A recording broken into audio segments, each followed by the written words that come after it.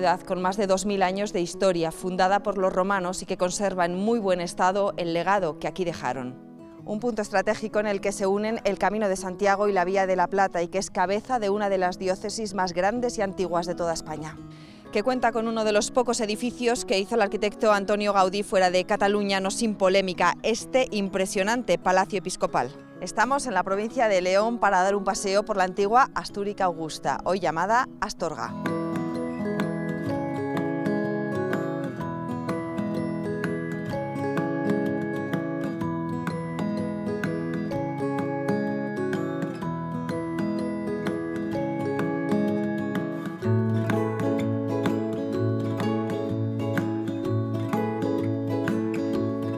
Comenzamos este paseo en el Museo Romano, que muestra al visitante cómo se desarrollaba la vida cotidiana, tanto la pública como la privada, de los habitantes de la antigua Astúrica Augusta. Se ubica en el edificio de la Ergástula, del siglo I, un museo que abre las puertas al conocimiento de la cultura romana en toda España. María Ángeles Sevillano, arqueóloga municipal y directora de este Museo Romano. Cuéntanos cómo es el pasado, cuál es el pasado romano de esta localidad, Astúrica Augusta, hoy Astorga. Bueno, pues esta ciudad tiene un origen militar. Lo primero que se documenta desde el punto de vista arqueológico en este yacimiento es la existencia de un campamento ocupado por una unidad militar que fue la Legión Décima Gémina. Y esto, bueno, pues fue determinado por el emperador Augusto, que como sabes fue el primer emperador de Roma. Y aquí en este Museo Romano estamos viendo parte del mucho legado que dejó Roma en Astorga, que podemos encontrar en este museo y también en otros puntos de la ciudad. Claro, evidentemente, desde el año 1983 venimos realizando excavaciones arqueológicas en todo lo que es el conjunto histórico de la ciudad. Vamos hallando piezas, esas intervenciones aportan una serie de objetos, algunos de los cuales están expuestos en este museo, y a través de los mismos tratamos de explicar cómo fue el pasado romano de esta ciudad. ¿Cómo era Astúrica Augusta? ¿Cuánta gente vivía aquí? ¿Cómo era el día a día? Bueno, a veces eso es difícil de determinar. De momento, lo que nosotros vamos haciendo después de pues más de 30 años de intervenciones arqueológicas sistemáticas en esta ciudad, vamos determinando poco a poco cómo era esa ciudad, por dónde iban sus calles, cómo era su sistema de alcantarillado, cómo eran los grandes edificios públicos, cómo fue esa evolución urbanística, cómo eran sus casas, etcétera, etcétera. Y de eso y del modo de vida de las personas que habitaron esta ciudad en época romana nos hablan, como digo, estos objetos que presentamos en la exposición permanente del museo. Estando sobre la Legión Décima Gémina, se están descubriendo muchas cosas. Lleváis 30 años de excavaciones arqueológicas. Como arqueóloga municipal, ¿crees que queda todavía mucho por descubrir? Por supuesto, o sea, a medida que van avanzando las obras, se van realizando de forma previa las excavaciones y siempre estas nos van aportando datos. Claro, tengo que decir que, como siempre, quedan los grandes edificios de espectáculos que no tenemos noticia de ello, dígase el teatro, el anfiteatro, y que pensamos que en una ciudad tan importante como fue Astúrica debían de existir. Tenemos constancia de grandes viviendas donde vivían altos funcionarios relacionados con la administración de todo lo que fue las minas de oro de este distrito y cada vez más los restos arqueológicos nos hablan de la importancia que tuvo Astorga en la antigüedad. Por tanto, creemos que esas personas destinadas en este lugar, en esta ciudad de provincias, y que venían en muchos casos desde Roma y desde otras partes del imperio, no podían renunciar a ese modo de vida que tenían en la metrópolis, en Roma o en otras grandes ciudades. Entonces creemos por ello que sin duda tienen que existir esos edificios. ¿Dónde? Ya me gustaría a mí saberlo. Pues muchísimas gracias, María Ángeles Sevillano, por habernos aportado este punto histórico de Astorga, esta localidad por la que estamos paseando hoy. Muy bien, muchas gracias a vosotros por acompañarnos.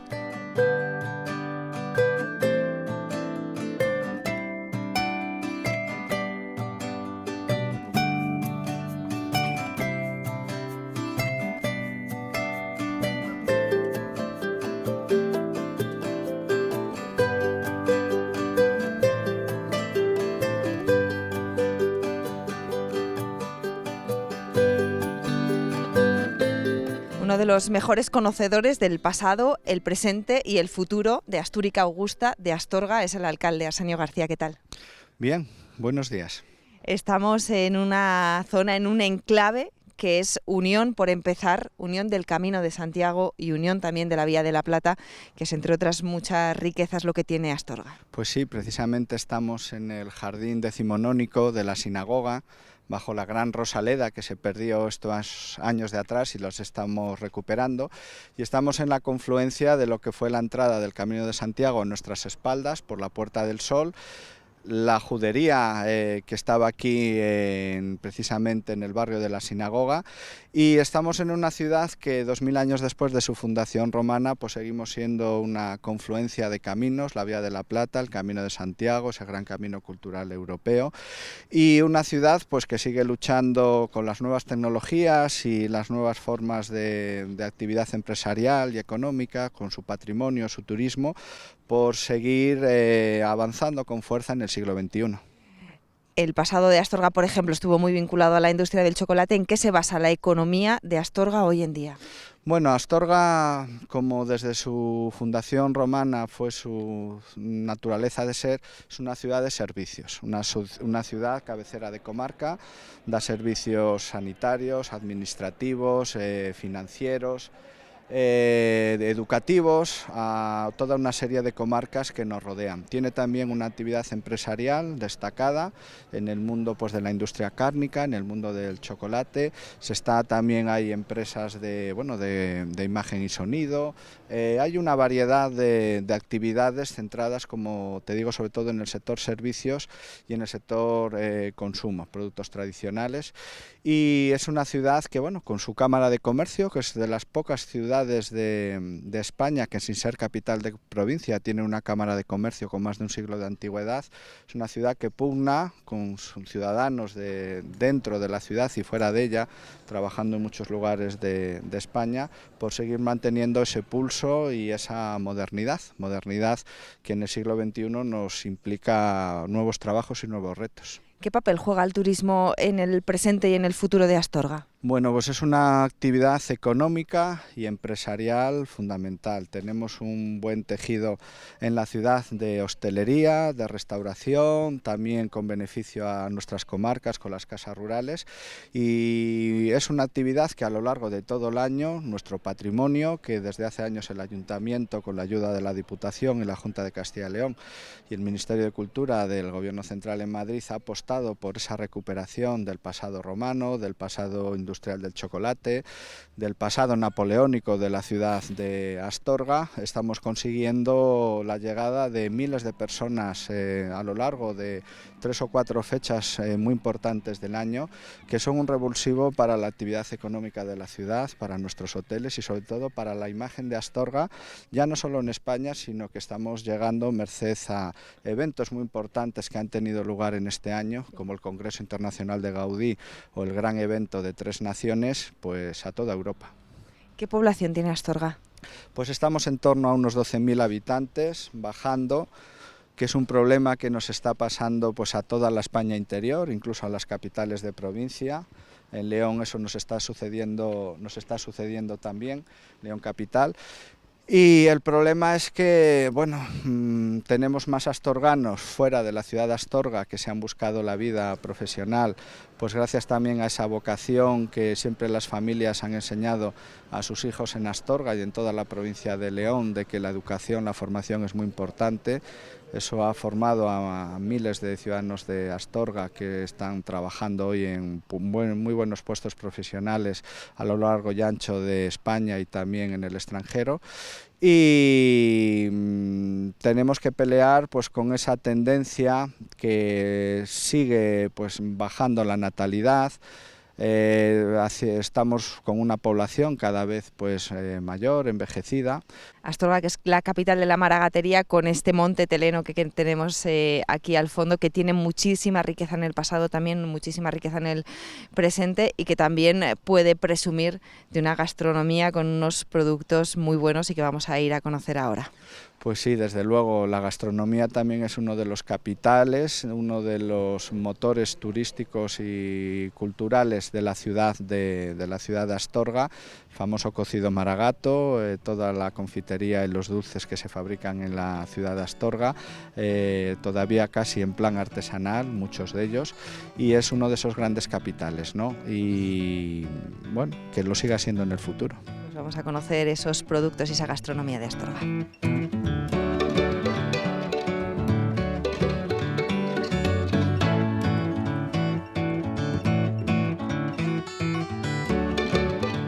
En el capítulo 55 del Tratado Agrícola del siglo IV a.C. ya se habla de la cecina. Es uno de los productos de León más conocidos y sin duda un producto único. Desde 1994 cuenta con el sello de calidad de Indicación Geográfica Protegida. José Luis Nieto es uno de los industriales de la cecina que además ha conseguido llevar muy lejos de nuestras fronteras a este producto tan leonés. José Luis, ¿cómo es la cecina? ¿Qué es lo que le diferencia de otros productos curados? Pues mira, lo primero es natural, es un producto totalmente natural y tiene carne de vaca, sal, marino y humo, nada más. Y es vacuno, entonces en muchas dietas que están hoy de moda, que no quieren cerdo, es un producto perfectamente adaptado para ese tipo de paladares o para ese tipo de gustos, para ese tipo de gente. ¿Cómo se hace una cecina desde que sale de la vaca hasta que la consumimos y la cortamos como estamos viendo ahora?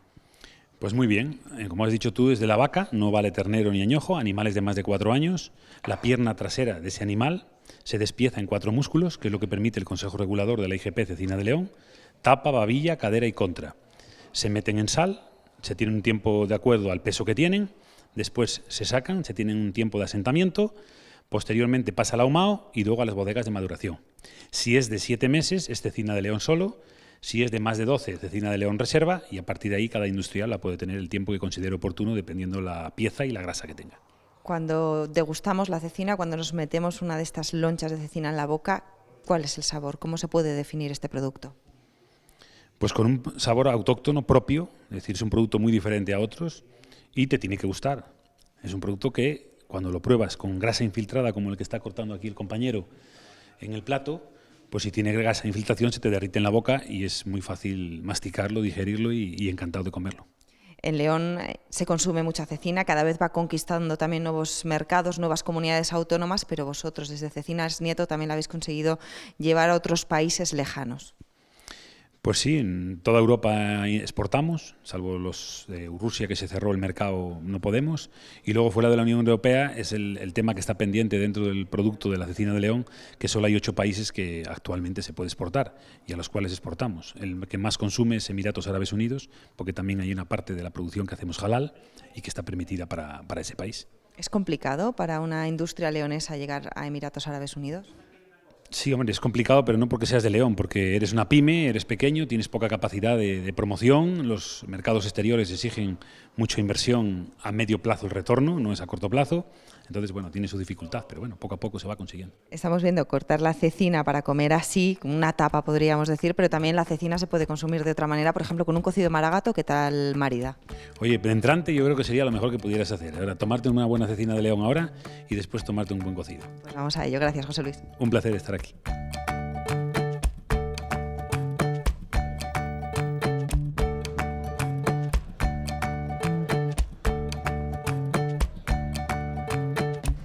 Ya tenemos aquí la cecina que se puede incorporar al cocido maragato, que es sin duda el plato más típico de esta localidad y también de toda la comarca de la Maragatería, como bien dice su nombre, Jesús Prieto Serrano, del restaurante El Serrano. Cuéntanos cómo es este cocido maragato. Bueno, pues el cocido maragato es un plato con historia, como todos los cocidos de España. El nuestro un poco se hace a la forma de vivir maragata. Cuenta la historia que los maragatos arrieros son. Entonces viajaban mucho y lo que llevaban eran como unos pequeños tuppers de aquel siglo, que eran de madera, y llegaban un poco las diferentes carnes. Entonces, cuando llegaban a sus posadas o a esas casas de comida, lo que hacían es, empezaban a comer esa carne fría, que la iban comiendo, y pedían siempre un poco de caldo pues, a ese cocinero de esa casa de comidas o de esa posada, para poder acompañarlos. Entonces ya empezamos viendo cómo el cocido se empezaba comiendo por las carnes. Luego también tenemos historias muy bonitas, como puede ser pues, cuando los franceses llegaron a Astorga a luchar contra nosotros en el siglo XIX, y nos cuenta un poquitín esa historia que lo que hacían era, querían comer primero las carnes, para comer mucha fuerza y de sobrar, que sobrara la sopa y los garbanzos. Pero yo a día de hoy no conozco todavía un comensal que deje ni un garbanzo ni una cucharada de sopa. ¿Desde cuándo lleváis aquí en el restaurante Serrano dando este cocido maragato que huele tan bien y que está tan bonito? Bueno, pues abrieron mis padres en 1982, ya ha pasado años y siempre han tenido cocido a la carta. Nosotros lo hacemos por encargo y lo hacemos muy mimado. Y bueno, el cocido consta de 3 vuelcos. Empezaríamos por el vuelco de las carnes, como bien os he contado, en el cual utilizamos carnes de primera de toda nuestra zona. Estamos rodeados de las montañas del Teleno, entonces tenemos también una ganadería pues estupenda. Tendríamos, como no, las caretas de cerdo, donde tendríamos la oreja, tendríamos un poco el morro, tenemos chorizos, chorizo maragato, bien adobado con ese pimentón de la Vera que subía por la Vía La Plata. Tenemos los lacones, tenemos un buen morcillo fresco, tenemos un poquito de panceta, tenemos ese tocino blanco que ya no se ve, que es el de verdad. Tenemos un poquito de gallina, tenemos también un poquitito de las patas y tenemos la costilla adobada que nosotros incorporamos para darle un toque diferente. Y cómo no la cecina, que bien me preguntabas al principio, una buena cecina cocida nos aporta un sabor exquisito. Entonces sería el primer vuelco que servimos en nuestro cocido maragato. Nosotros lo acompañamos de un tomate de temporada para ayudar a que no sea tan graso y nos vaya un poco limpiando y nos ayuda a comer, porque la verdad es que es un plato contundente, un plato para coger energía. Bueno, después de ese primer vuelco tenemos las verduras, estamos en una zona de muy buenas verduras, como es nuestra berza, una berza maravillosa que aquí podemos ver, y tenemos uno pues, de mis productos fetiche de la zona de la maragatería, que es el garbanzo de pico pardal, de la zona de Valdeviejas, un productazo, y tenemos una buena patata de la Cepeda. Esto sería el siguiente vuelco que hace mi madre con todo el mimo del mundo, que son esos garbancitos de pico pardal, esa berza y esa patata. Ella le añade su toque, que es un refrito de ajo arriero. Es aceite de oliva, pimentón y lo añadimos justo al final. Sería el segundo vuelco y todavía queda energía porque tenemos de cocer todas las carnes del primer vuelco, nos resulta un caldo de cocido exquisito con el cual hacemos una sopa. Esta sopa se puede hacer de 2 maneras, se hacía con sopa de pan de la buena bocaza maragata del día anterior o con fideos. Esa nosotros la acompañamos de un fideo gordo, exquisito y sería el tercer vuelco. Y para terminar, ¿De postre? De postre, tenemos una natilla maragata. Esa natilla la hacemos con unos huevos de casa, unos huevos ricos, de caserío, de los que ya no se ven, y un poquito de canela. Y la acompañamos de esas mantecadas de Astorga. Pues de aquí nos vamos a conocer cómo se hacen las mantecadas de Astorga, que son también muy típicas. Gracias, Jesús. Gracias a vosotros por estar en nuestra casa.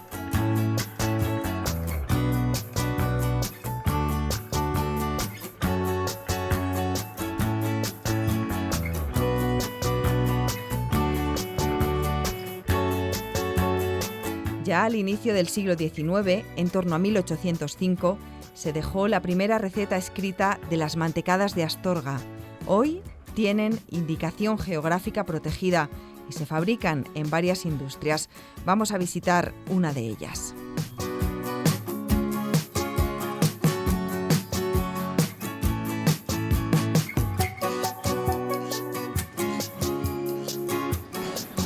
José Arévalo, propietario de El Arriero Maragato. ¿Qué tal? Hola Elena, buenas. Cuéntanos qué es lo que hace especial y diferente a las mantecadas de Astorga, que tienen además ese nombre propio. Bueno, la mantecada de Astorga, como bien sabes, es un dulce tradicional de Astorga, de la ciudad de Astorga, desde hace muchísimos años. Es una tradición, entonces te puedo hablar que data de 1850, cuando salió, era un dulce conventual, salió del convento y los confiteros de la zona pues la cogieron para poderla fabricar. Y es un dulce, bueno, pues yo creo que de aquella época era de los pocos dulces que se envasaban o algo así. Se vendía muchísimo, sobre todo cuando la gente venía en el tren, había gente que iba vendiendo las mantecadas en el tren. Bueno, era un dulce muy tradicional, y la diferencia que hay por supuesto, de cualquier otro dulce, la mantecada es un bizcocho que se hace con mantequilla, pero en una mantequilla normal. Nosotros la mantequilla lo que hacemos es cocerla, ¿vale? Es decir, que la mantequilla, al cocerla, tú le sacas todas las impurezas. ¿Cómo es al paladar esa mantecada, que además viene envasada en unas cajillas que también la diferencian de otros dulces? Bueno, la mantecada al paladar es un producto suave, esponjoso, y tiene un sabor a mantequilla muy agradable.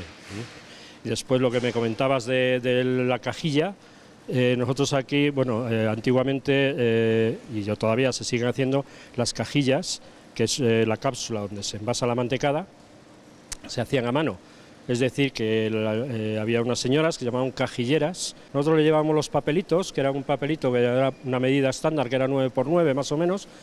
Las señoras lo doblaban las esquinitas y bueno, lo hacían pues sobre todo en verano, cuando estaban en las aceras, que se juntaban las vecinas sentadas en sus sillas hablando y tal, pues hacían las cajillas, y la verdad es que era maravilloso ver cómo hacían las cajillas, con la rapidez que las hacían.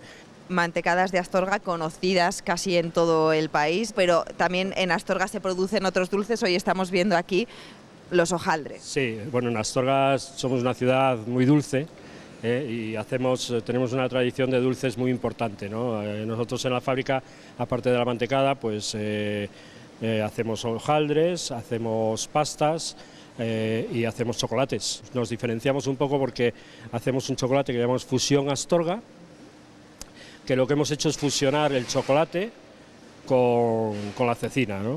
Con la cecina, es decir, que es un chocolate con cecina. Lo que hemos hecho es fusionar pues, los dos productos que más tradición o más emblemáticos tenemos en la ciudad, que es el chocolate y la cecina, pues los hemos unido y bueno, hemos hecho un chocolate con cecina que queda muy agradable de comer. Y ahora también hemos incorporado, nosotros aquí en Astorga hay una asociación, que es una asociación en defensa del garbanzo pico pardal, ¿vale? Entonces hemos incorporado un chocolate con garbanzos. Es decir, que la tradición no está reñida con la innovación, en este caso en esa fusión Astorga con el chocolate. José Arévalo, propietario del Arriero Maragato, muchísimas gracias por habernos dejado conocer, oler y ver los dulces de esta tierra. Muchas gracias a vosotros.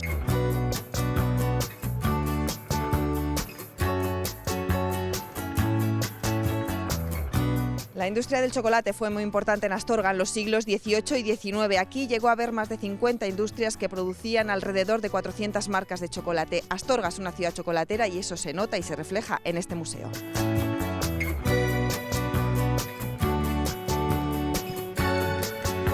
Elvira Casados, la directora de este Museo del Chocolate, ¿qué tal? Buenos días, muy bien.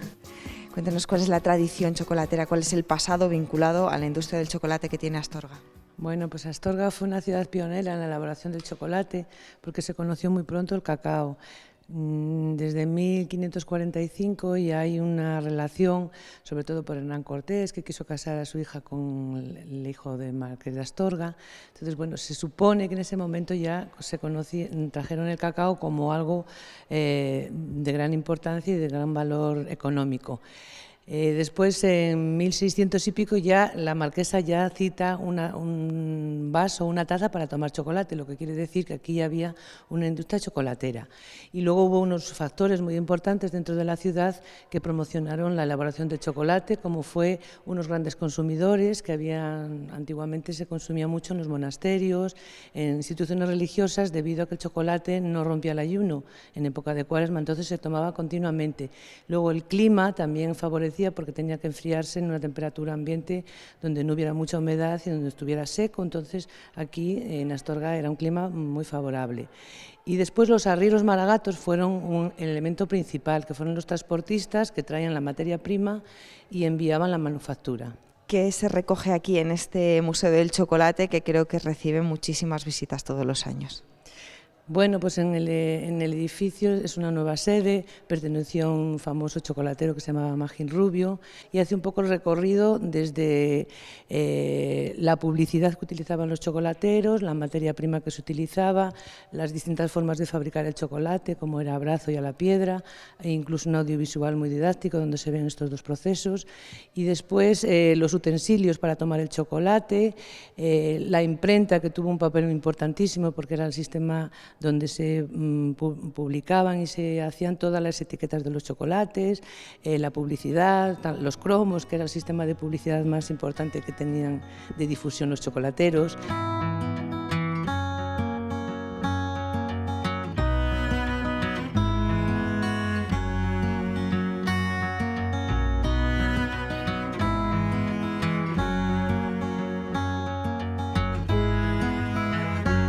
Hasta 6 títulos definen cómo es Astorga: muy noble, leal, benemérita, bimilenaria, augusta y magnífica. Con cimientos sobre un campamento romano crece hoy una ciudad que ha sabido conservar y difundir su pasado, que ha aprovechado los productos de la tierra y los que trajeron los arrieros maragatos de sus viajes por la península para dar forma a una gastronomía deliciosa y a unos dulces con nombre propio. Por aquí pasan miles de peregrinos en este punto en el que se unen el Camino de Santiago y la Vía de la Plata, un emplazamiento que también fue judería, bastión de resistencia al ejército napoleónico y en el que Gaudí realizó uno de los pocos edificios fuera de Cataluña. Pasado, presente y futuro en una ciudad en la que aún queda mucho por descubrir.